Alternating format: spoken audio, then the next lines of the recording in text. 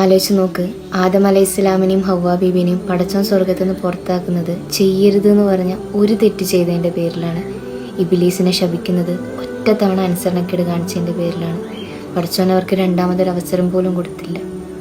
പക്ഷേ നമ്മുടെ കാര്യത്തിലും ചെയ്യരുതെന്ന് പറഞ്ഞ എത്ര തെറ്റുകൾ നമ്മൾ ചെയ്തിട്ടുണ്ട്. ഇനി ചെയ്യണമെന്ന് പറഞ്ഞ എത്ര കാര്യങ്ങൾ നമ്മൾ ചെയ്യാതിരുന്നിട്ടുണ്ട്. എന്നിട്ടും പടച്ചോൻ നമുക്ക് ഇനിയും സമയം തന്നിട്ടില്ലേ? ബിസ്മി ചൊല്ലാതെ നമ്മൾ എത്ര തവണ ആഹാരം കഴിച്ചിട്ടുണ്ട്. എന്നിട്ടും പടച്ചോൻ ഇന്നോളം നമ്മുടെ ആഹാരം മുടക്കിയിട്ടില്ല. മറ്റുള്ളവരുടെ മുന്നിൽ നമ്മൾ ഭയങ്കര മാന്യതയുള്ളവരായിട്ട് നിൽക്കുന്നതിൻ്റെ കാരണം നമ്മുടെ ന്യൂനതകളെ പടച്ചോൻ മറച്ചു വെച്ചിട്ടുള്ളത് കൊണ്ട് മാത്രമാണ്. അതുകൊണ്ട് മാത്രമാണ് നമ്മൾ അംഗീകരിക്കാനും സ്നേഹിക്കാനൊക്കെ ഒരുപാട് മനുഷ്യർ കൂടെ ഉണ്ടാവുന്നത്.